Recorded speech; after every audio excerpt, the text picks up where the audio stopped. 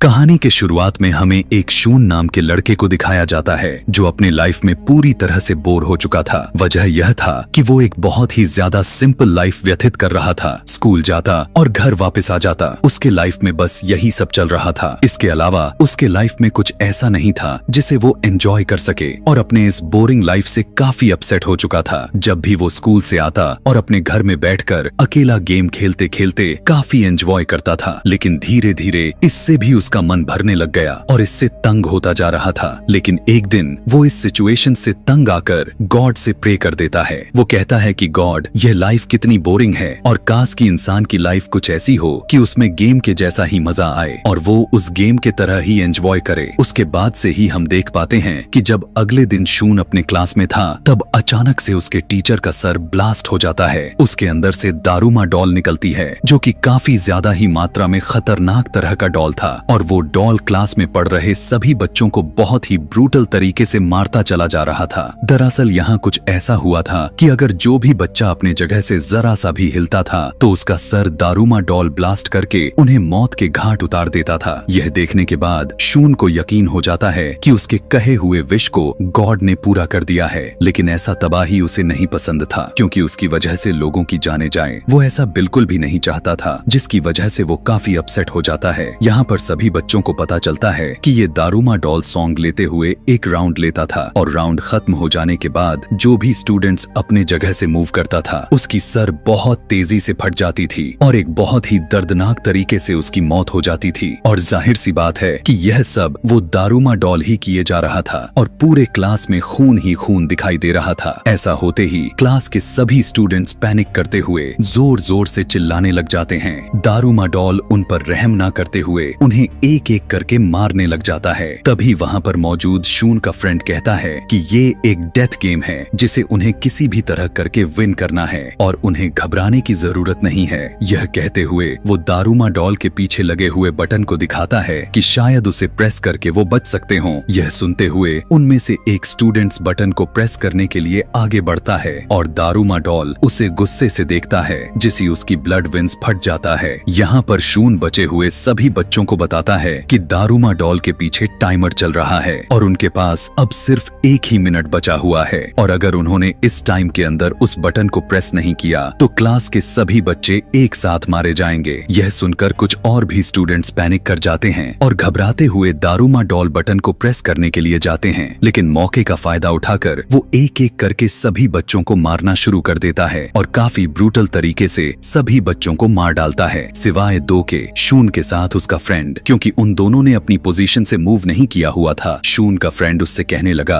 कि अब हमारे पास 30 सेकंड्स ही बचे हुए हैं, तुम ऐसा करो कि तुम मेरे ऊपर अपने पैर को रखकर उस बटन को प्रेस कर दो जिससे वो दोनों बच सकते हैं। लेकिन यहाँ पर सुन की हिम्मत हो ही नहीं रहा था कि वो ऐसा कर सके, लेकिन फिर भी वो टाइम को देखते हुए उस दारूमा डॉल के बटन को प्रेस करते हुए उसे नीचे फेंक देता है। डॉल को गिराकर वो दोनों काफी खुश हो गए थे कि उन्होंने अपने गेम को विन कर लिया है, लेकिन वो डॉल शून के फ्रेंड को सभी बच्चों की तरह उसे भी मार डालता है। यहाँ पर दारूमा डॉल शून को बताने लग जाता है कि तुमने ही बटन को प्रेस किया है, इसीलिए मैं तुम्हारे अलावा सभी को मार डालूंगा। लेकिन यहाँ पर शून बिल्कुल भी खुश नहीं होता क्योंकि उसके क्लास के सभी स्टूडेंट्स बिना मौत के मारे गए थे कि तभी वहाँ पर शून का फ्रेंड इचिका मिल जाती है और इचिका भी शून की तरह ही अपने क्लास की विनर बन चुकी थी क्योंकि उसने भी उस डॉल का बटन को प्रेस किया था। शून उससे पूछने लगता है कि आखिर उन लोगों के साथ ऐसा क्यों हो रहा है और वो पुलिस को कॉल लगाने के लिए भी कहने लगा। लेकिन बुरी बात तो यह था कि वहाँ उसके सेलफोन सिग्नल्स के नामो निशान नहीं थे, तो वो दोनों वहाँ से भागने की कोशिश करने लग जाते हैं, लेकिन स्कूल के सभी डोर्स को लॉक्ड कर दिए गए थे। फिर वो किसी तरह स्कूल के दूसरे एरिया तक पहुँच जाते हैं। यहाँ आने के बाद इन्हें पता चलता है कि यहाँ तो कुछ और स्टूडेंट्स हैं जिन्होंने माउस का कॉस्ट्यूम पहन रखे थे। तभी लोग नोटिस करते हैं कि फ्लोर के ऊपर फीड द कैट्स बेल लिखा हुआ था कि तभी उसी जमीन के अंदर से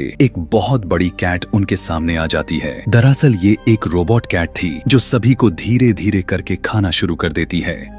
यह देखकर सभी स्टूडेंट्स पैनिक कर जाते हैं और इधर उधर भागने लग जाते हैं कि तभी उसी दौरान शून को एक बैल मिल जाती है और वो देखता है कि कैट के गले में एक बास्केट लगा हुआ है और शायद वो इस बैल को रिंग करके अपनी जान बचा सकते हैं कि तभी उनमें से एक लड़का उस बैल को लेकर उसे बास्केट करने लग जाता है। वो लोग उसे बास्केट करने ही वाले थे कि तभी कैट उस बैल को रोक देती है और अपने हाथों उस बैल के साथ उस लड़के को इतना जोर से मारती है कि उसकी दर्दनाक तरीके से मौत हो जाती है। यह देखकर सभी बच्चे काफी घबरा जाते हैं कि अब वो इस गेम को नहीं जीतने वाले। यहाँ पर देखने को मिला कि इचिका गलती से नीचे गिर गई थी और कैट उसे खाने ही वाली थी कि तभी वहाँ पर शून आकर उस कैट को डिस्ट्रैक्ट कर देता है, क्योंकि शून ने माउस वाला कॉस्ट्यूम पहन रखा था और वो कैट माउस कॉस्ट्यूम वाले बच्चों को ज्यादा पकड़ रही थी कि तभी शून को एक अजीब बात पता चलता है कि जितने भी बच्चे माउस कॉस्ट्यूम पहन रखे थे उनसे वो कैट बातें भी कर रही हैं। कैट उन्हें बताती है कि उसके बैक पर ईचिंग हो रही है और वो सभी उसके बैक पर स्क्रैच करने लग जाते हैं, जिससे उसे अच्छा लगता है। यहाँ तक कि अब वो उन्हें कुछ भी नहीं कर रही थी। ऐसा करते ही उस कैट को नींद आ जाती है और वो सो जाती है। शून कहता है कि यही सही मौका है, मैं उस बैल को बास्केट करके इस गेम को विन कर लेता हूँ। लेकिन बाकी लोगों को इस बात का डर था कि दारूमा डॉल की तरह ही सिर्फ बास्केट करने वाला ही जिंदा बचेगा और बाकी के सारे लोग मारे जाएंगे। इसकी वजह से उनमें आपस में ही फाइट हो जाती है और इसी दौरान उस कैट की आंख खुल जाती है और वो फिर से उन सभी स्टूडेंट्स पर अटैक कर देती है। लेकिन शून और इचिका कैट को कंफ्यूज करने के लिए उसकी तरफ दो बॉल को फेंकते हैं। उनमें से एक बैल होती है और एक बॉल, ताकि कैट उस बैल को रोक ना सके और वो जीत जाए। और वो इस गेम को जीतने से बहुत ही करीब थे, लेकिन शून का जीतना गलत हो जाता है और बैल बास्केट नहीं हो पाता। लेकिन अब उनके पास सिर्फ 2 ही सेकंड ही बचे थे कि तभी वहाँ पर उस स्कूल का सबसे पावरफुल लड़का वहाँ पर आकर और अपनी जान की परवाह किए बगैर उस बैल को बास्केट कर देता है, जिसे वो लोग उस राउंड को भी विन कर लेते हैं। यहाँ पर बास्केट करने वाला लड़का का नाम अमाया था। यह देखकर इचिका काफी खुश होने लग जाती है, लेकिन शून उसे कहने लगा कि अभी हमें यह पता नहीं चला है कि आखिर इस गेम का सर्वाइवर कौन है। तब कैट कहती है कि तुम तीनों विन कर चुके हो, यानी सुन, इचिका और बास्केट करने वाला लड़का अमाया, ये सभी गेम के सर्वाइवर और बाकी के सारे मारे जाते हैं। यहाँ पर अमाया शून को बताता है कि यह एक ऐसी गेम्स हैं जिसे गॉड ने बनाया है और इसमें सिर्फ वही लोग विन करते हैं जिसमें काफी सारे ताकत मौजूद हों और हम दोनों में भी ताकत एग्जिस्ट करती है। तब इचिका उससे कहने लगी कि शून तुम्हारे जैसा बिल्कुल भी नहीं है, वो तुमसे ज्यादा स्मार्ट और पावरफुल भी है और दिल का भी अच्छा इंसान है। यह सुनने के बाद अमाया को बहुत ही अजीब के साथ गुस्सा भी आता है और तभी कैट अपने मुंह से धुएं जैसा गैस निकालती है, जिसकी वजह से तीनों बेहोश हो जाते हैं। फिर हमें पूरे कंट्री का हालात को दिखाया गया, जो कि काफी ज्यादा बुरा हाल हो चुका था। इस सिचुएशन के वजह से जो दुनिया में चल रही थी उसे लेकर लोग काफी ज्यादा ही परेशान हो चुके होते हैं। फिर हमें दिखाया जाता है कि जितने भी स्टूडेंट्स विन कर चुके थे उन्हें एक फ्लाइंग क्यूब में कहीं लेकर जाया जा रहा होता है। बहुत से लोग उसके अंदर जाने की कोशिश तो करते हैं, लेकिन उनकी यह कोशिशें नाकामयाब रह गई थीं। दूसरे सीन में हमें एक होमलेस आदमी को दिखाया गया, लेकिन जैसे ही वो एक खराब रेडियो को टच करता है तो वो रेडियो फौरन से सही हो जाती है और उसके इस हरकत को देखकर ऐसा लग रहा था कि शायद वो भी इस गेम से कहीं ना कहीं कनेक्टेड है। शून जब अपनी आंखें क्यूब में खोलता है तो उसके सामने एक लड़की दिखाई देती है जिसका नाम ताकुनी था। दरअसल ताकुनी शून के बचपन की दोस्त थी।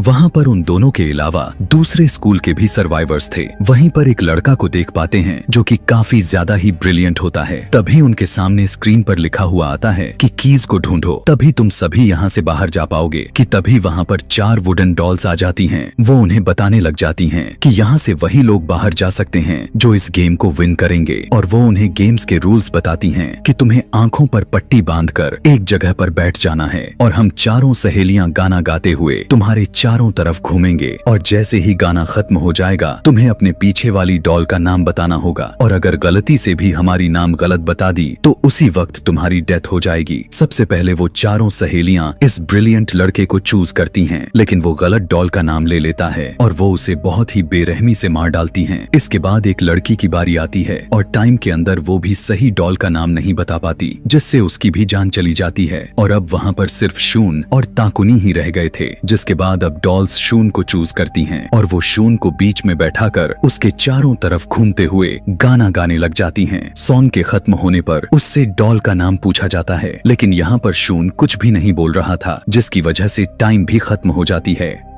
डॉल उसे कहने लगती है कि अब तुम मरने के लिए तैयार हो जाओ क्योंकि तुमने टाइम के अंदर जवाब नहीं दिया। और जब शून उस डॉल का नाम सुनता है तो वो फौरन उसका नाम ले देता है, जिस पर वो चारों हंसने लग जाती हैं कि अब उसके बताने का कोई फायदा नहीं है क्योंकि टाइम अप हो चुका है। लेकिन शून उन्हें बताता है कि टाइम अप होने की आवाज उसके फोन से आ रही थी, यानी जो पहले 2 लोगों के साथ गेम को खेले गए तब उसने उनकी आवाज को रिकॉर्ड कर लिया था और वो यहाँ पर उन्हें बेवकूफ बना रहा था। वो उनसे कहता है कि उनके पास अभी भी टाइम है और वो सही डॉल का नाम बताकर उन्हें हरा देता है। गेम को विन करते ही वो चारों के चारों डॉल्स एक एक करके ब्लास्ट हो जाती हैं और की को लेकर शून और ताकुनी बाहर आ जाते हैं। बाहर इन्हें एक और लड़का मिलता है जो भागते हुए उनकी तरफ आ रहा था और उसके पीछे एक अजीब काफी भयानक बड़ी डॉल उसका पीछा करते हुए आ रही थी। और वो लड़का उन्हें बताता है कि सब एक दूसरे का हाथ पकड़ लो जिससे वो डॉल उनका कुछ भी नहीं बिगाड़ सकेगी। और इतने ही देर में वहाँ पर इचिका भी आ जाती है। वो एक दूसरे रूम में जाते हैं जहाँ पर उन्हें 2 और लड़के मिलते हैं। वो लड़के शून को बताने लगे कि इस गेट को ओपन करने के लिए उन्हें टोटल 7 चाबियां चाहिए, लेकिन उनके पास तो अभी 4 चाबी है। लेकिन उसी वक्त 3 चाबी को लेकर अमाया भी आ जाता है। दरअसल वो उस डॉल